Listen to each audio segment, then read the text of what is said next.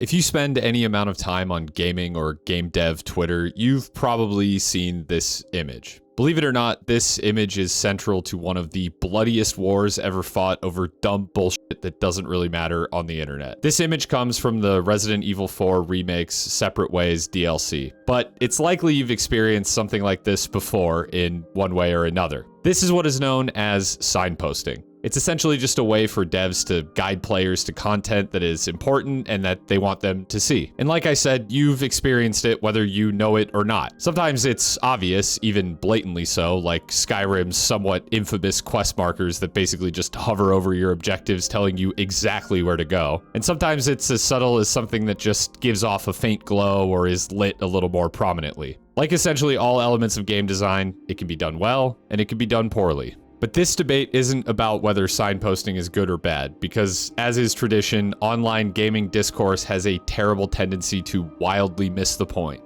No, this argument is about whether or not yellow paint is good signposting. On one side, you have developers who have been through this sort of thing, watched players and playtesters miss what they thought was an obvious door, ladder, switch, or what have you, and had to make it stand out more and more until it was just so obnoxiously obvious that not a single soul on Earth could miss it. And on the other side, you have players who are growing increasingly sick of being treated like they're stupid and absolutely babied through the games they want to play, to the extent that it undermines their enjoyment of games they otherwise like.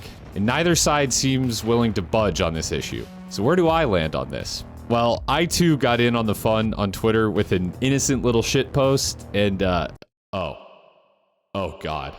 I was not only not prepared for a lazily photoshopped image of my bathroom door to be seen by more people than my most viewed YouTube video of all time, but I was also not prepared to be thrust into the center of a debate that I just don't feel that militantly about as some others do. In fact, my opinion on this honestly lands somewhere almost smack dab in the middle, and that's exactly what I want to talk about. So let's put to rest this little yellow paint issue. Now, I'm going to disclaim that I haven't played the Resident Evil 4 Remake, nor its DLC. I don't think that really precludes me from speaking on this issue. In fact, I might even make the bold claim that it makes me less biased since I have no real strong opinion on this particular game, although this discourse does not seem to have hurt its reputation in the slightest. Yellow paint is remarkably common across all games anyways, but even more so than that, signposting is basically ubiquitous in gaming and comes in all sorts of flavors beyond just yellow paint. But why yellow? Yellow has a lot of advantages in terms of visibility, even being the most visible color at a distance. For this reason, road signs will often use yellow to convey warnings with generally lower urgency, since yellow is highly visible but doesn't quite carry the negative and urgent connotation of red. It's hard to deny it's an eye-catching color, especially when used with appropriate contrast, and it's for this reason you'll see it all over advertisements, and you even need not look any farther than your YouTube homepage to probably see a ton of yellow in video thumbnails, all vying for your attention. Yellow, of course, isn't the only color used in video game signposting. You'll also see plenty of red and, well, just about any color really, depending on the context. There is something about yellow, though. This color truly gets used freaking everywhere, and its high visibility as well as its mass adoption for signposting in games may have inadvertently become its own worst enemy. We're in a time when a lot of gamers are starting to push back on hand-holding and railroading in games, and developers have started to take notice of this. You can see evidence of this trend in things like the success of Elden Ring, a game which features next to no objective markers or explicit guidance and only really guides the players through gameplay and carefully considered world design. Getting lost can even be an intended part of the experience. Or Tears of the Kingdom, which actually backed off on its predecessor, Breath of the Wild's explicit quest log and marker system, instead providing more vague direction and putting more trust in the intelligence of the player to solve puzzles and wayfind from objective to objective. Not every game got this memo, however, and that's fine. I've long held the extremely tepid opinion that not every game needs to be for every person. And for every obscure and obtuse game that asks a lot of a generally more hardcore audience, something like Dark Souls, there's something else that can basically play itself, and that's a good thing. Increased accessibility isn't necessarily a rule that applies evenly to every game, but rather a greater variety of experiences should equate to more games for a wider overall group of people. So it should go without saying then that some players missing some things or getting lost at points can be, and maybe even is, an alright thing for some games and developers. In the same way that some games are just made to be experienced the exact same by everyone, with little variation. With all of that said, developers of all sorts probably have to come to terms with the fact that there is no silver bullet solution to signposting and guiding players. And even things that seem like good solutions might turn into bad solutions when used in the wrong context, implemented poorly, or overused. Yes, even and especially yellow paint. In fact, amidst this growing feeling among some that games were just tiptoeing a little too close to baby easy, laughably inoffensive, and handholdy, a little yellow paint screaming in your face, "Hey, dumbass, look over here," might have just been the perfect spark to light the powder keg of capital G gamer rage. The issue is that, as it tends to go with arguments online, both sides seem to be having trouble seeing the forest for the trees. On one side, you have gamers, some of whom bullheadedly think they don't need any kind of guidance to find the right way or to parse which objects are interactable, which is, of course, probably false. And on the other side, you have devs who have endured the lowest common denominator, complaining about getting lost or not understanding mechanics, no matter how much effort was put into guiding players, thinking that a little yellow paint is totally harmless as long as it has the ulterior motive of pointing players in the right direction and preserving the quality of their overall experience. But who's right here?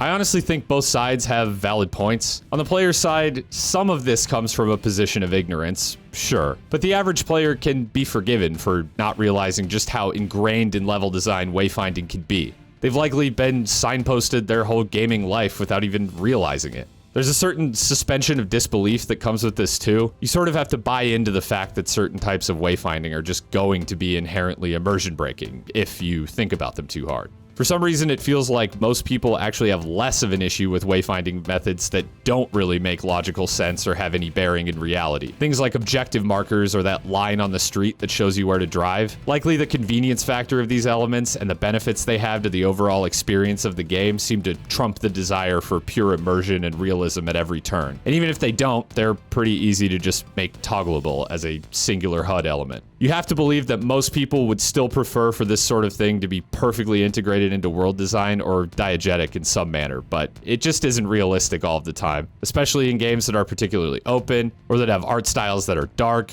limited color palettes, busy, or what have you. And sometimes just communicating information efficiently is just more important to the experience than achieving some arbitrary standard of realism. A game like Resident Evil 4, though, really only has the burden of making sure you keep moving in the right direction and are drawn to important and interactable objects. But even still, the average person probably way overestimates how easy of a feat this is. An argument that I've seen going around is that in the past, games didn't place such an emphasis on everyone being able to find their way at all times. Or some even embrace that learning how to find your way could actually be a vital part of the experience. Take Morrowind, for example. Compared to the more recent Elder Scrolls games, which have detailed maps and quest markers that make locating objectives extremely easy and straightforward, Morrowind instead had no objective markers, an obtuse map, and instead just gave you tons of clues through journal entries and NPC dialogue as to where things could be located. It heightened the possibility that you could get lost or even just never locate something that might be important, sure, but finding your way around in a way became an endearing part of the experience. It actually increased the likelihood that you would stumble onto things that you might not otherwise see because you just couldn't fast travel between obvious objectives. You had to poke around a little to find your way.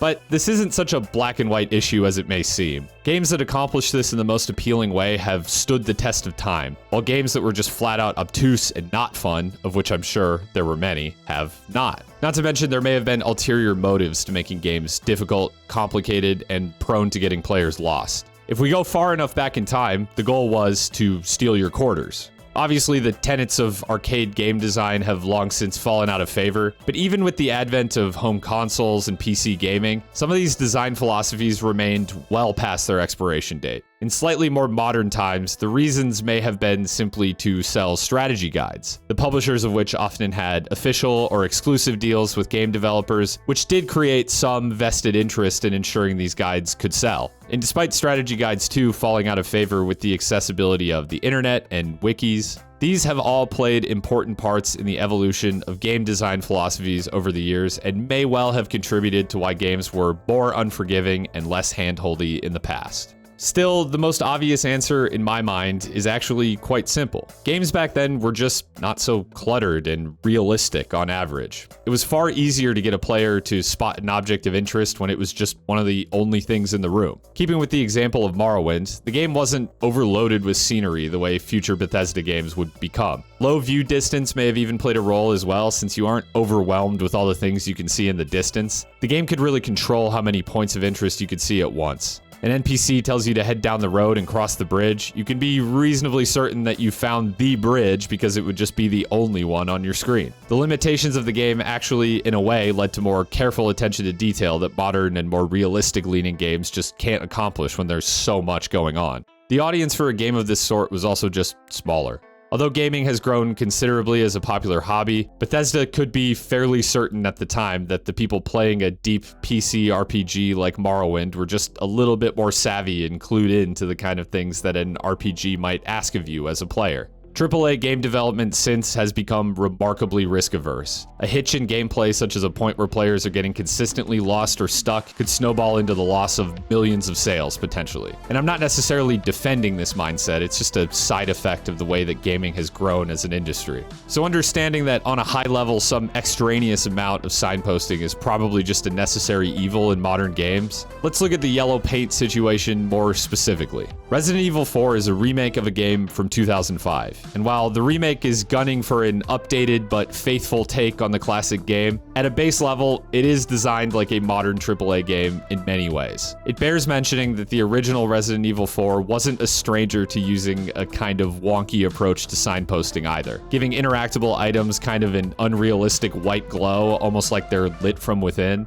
This has, of course, been traded in the remake for the infamous yellow paint. I think maybe just the increased realism in the almost 20 years between these two games may actually be part of the problem here. In a game that was cutting edge for its time, but still not even close to sniffing photorealism, it feels a little easier to forgive a pretty goofy and gamey way of directing players' attention by comparison. It makes sense that Capcom opted for something a little more diegetic in the remake. The problem for most people just seems to be that it doesn't really make sense. It's hard to deny that splashes of yellow throughout a world that is otherwise fairly bleak and desaturated are pretty effective at drawing your attention. But the yellow paint seems to have just hit a nerve for some people, and I think I know why. Despite existing within the game world, the yellow paint seems to have been done remarkably little service in terms of justifying why or how it exists. So the player's imagination can kind of just run wild with images of someone running around the world with a bucket of yellow paint and marking objects for Leon to interact with. Realistically, it probably just makes players abundantly aware that they are playing a game. You just can't give yourself over to the experience when a recurring aspect of it just keeps pulling you out of it.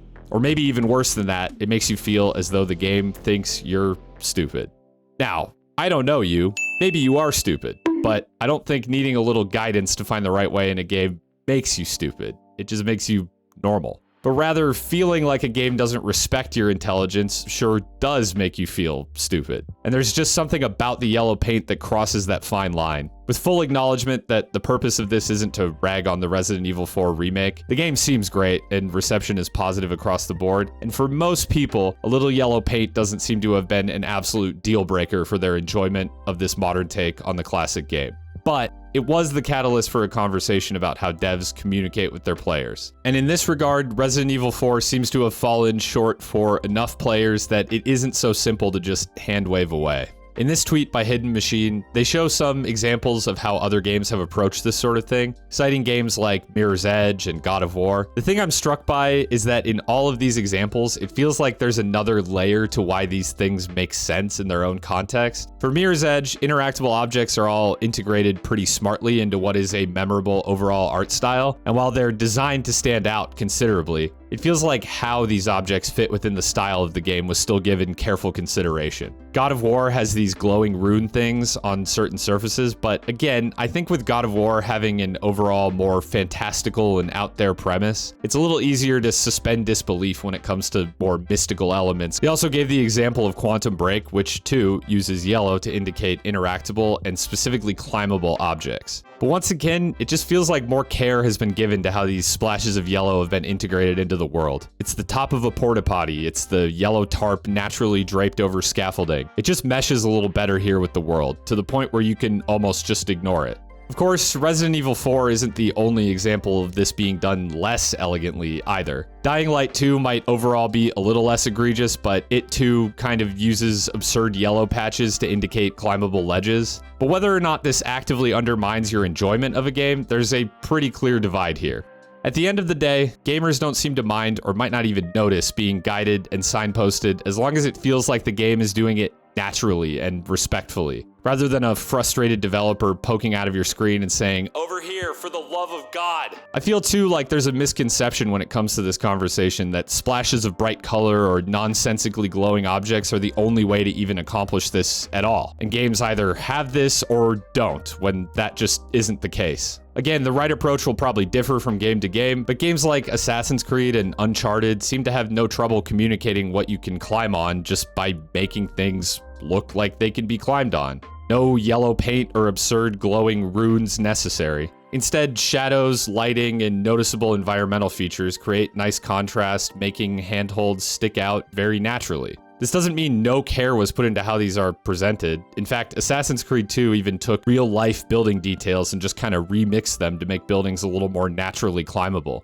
A real admirable approach that has respect for history, realism, and on the other end, fun and fluid climbing mechanics that are usually communicated perfectly adequately to the player. Lighting, perspective, sound sources, breadcrumb trails of collectibles, and so much more are all also equally viable ways of guiding players. All things that I'm sure are employed in Resident Evil 4 and many other games that make ample use of the beloathed yellow paint method as well, but that are just overshadowed at nearly every turn by a cynical overabundance of the yellow stuff. So what conclusion can we really reach here? As I said, I have sympathy for both sides. On one hand, it's easy to see how this issue might have come to be. Being charitable to Capcom, they clearly lovingly and painstakingly remade a beloved classic entry of the Resident Evil franchise into something new and modern that many people are happy with the final product of. It's easy to see how development time could have just been poured into elements of this remake that Capcom thought mattered most. And only when it came to the later stages of playtesting did they realize that they may have had a real problem with wayfinding on their hands. And despite their best efforts of guiding players in other ways, the only way they could reasonably assure that most players would find their way was slapping what they thought was a little harmless yellow paint on problematic areas and calling it a day.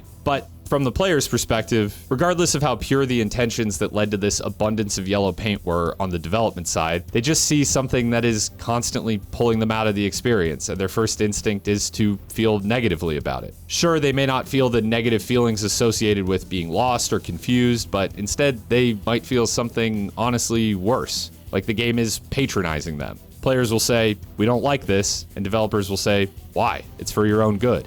This has really highlighted what has become an increasingly antagonistic relationship between modern devs and the people who play their games. As games get more widely popular, devs feel increasingly like they need to cater to the lowest common denominator, and the more middle-of-the-road players start to feel like said devs don't respect their intelligence. And this is the stalemate at which we find ourselves on the yellow paint issue. Moving forward, players will probably have to accept that the developers of their favorite games are, to some degree, going to heavily prioritize accessibility.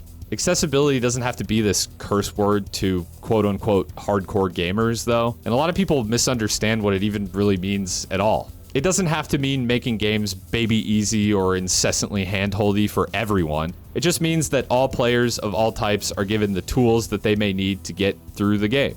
Elden Ring, a game which almost nobody would reasonably call handholdy, actually had a commendable approach to accessibility that made it far more commercially successful than From Software's past games have been. And almost nobody felt like this game suffered drastically for this expanded tool set with which players could overcome difficulty, because you could also just not engage with certain elements if you didn't want to. Not every game can be Elden Ring, of course, nor should every game want to be. It is the exception to a lot of rules. But in general, if developers are going to be committed to accessibility, I don't think it's a huge ask for accessibility to be treated with a comparable level of care as other aspects of the game's design. Nobody wins when the quality of the experience suffers in the name of accessibility. But something else that needs to be understood from the player's perspective is that there may not actually be such a simple solution to what is perceived to be a relatively simple problem. In a perfect world, every game would have seamlessly integrated signposting as part of its design philosophy, but especially when adapting an older game for a modern audience, it's possible it just wasn't as strong of a priority, and deadlines and time constraints may have made coming up with a better solution a flat-out impossibility. It's easy to view this as just lazy and sloppy work, but who really knows what other aspects of the game might have suffered in order for Capcom to guide players in some other way, using a more comprehensive solution involving lighting or what have you. The fact that the game hasn't largely suffered critically or commercially for this misstep suggests that this will probably keep happening to games in the future as well. But of course, from the developer side, I still think a lot can be learned about where the line is on this issue. Most players don't mind being instructed or signposted. It's just when it becomes blatantly obvious that a line has been crossed. Regardless of whether gamers are actually more intelligent than they're being given credit for or not, one thing that they all nearly unanimously want is to feel smart, or at the very least not be reminded by the games they play that developers think they're stupid. Yellow Paint seems to have touched on this particular sore spot, and what Capcom thought was probably an innocuous, if overly simple, solution to a common problem, it turned out, was taken the wrong way by many players. So then, should guidance in games be a toggleable setting, or should it just be integrated into the vision of the game from the get-go? Well, I think either solution can work fine depending on the game, but if a developer is going to commit to guiding players naturally through environmental design, it's clear that more care should probably be taken to make it as immersive and non-distracting as reasonably possible, without compromising on the vision of the game overall. Things like scratches in the wall, blood messages, and other forms of world-integrated signposting seem to land better than haphazard and poorly explained splotches of yellow paint. And maybe, just maybe, sometimes letting players feel like they're truly discovering something is actually okay. On the other hand, if wayfinding is going to be accomplished via a toggleable setting, it seems players are generally far less bothered when said guidance is a UI element that they can just toggle off, rather than something within the world itself. While this might not have been a perfect solution for Resident Evil 4, there's likely a middle ground where messaging and wayfinding elements can be the beneficiary of a certain level of suspended disbelief, if they hadn't just been slathered onto the world. Even just a modern take on that silly white glow that the original game's objects had might have fared better than the solution that was ultimately used. I do still have a lot of sympathy for devs for whom this is clearly not an easy task, but I think I ultimately land slightly on the side of the players who mainly play games to escape and don't want to feel patronized or talked down to by the games that they play. And I think if there's a takeaway from this, it's that there is, in fact, a line at which players will take no more of this. While players overall need to put more trust that some developers do actually have their best interests at heart, I think this is one issue developers could stand to learn something from players on. We're okay being gently guided, we just don't want to feel talked down to. And I hope somewhere in all this noise there's actually an understanding between devs and players that can be reached that feels all too rare these days. Thanks for watching. If you enjoy my ramblings on games, you can get my videos a day early on Patreon, and a whole lot more. Right now, I have some scrapped reviews of a handful of recently released games going up on Patreon exclusively that you may be interested in as well. I also have one of my biggest videos ever that I'm going to release soon, which you will, of course, get a day early on Patreon. Thanks again for watching. I hope you enjoyed, and I appreciate your support. Hit that like This is button. alright. Smash that bell, hit that bell button, hit this Destroy my bell pussy. button. Subscribe to Dumper Man.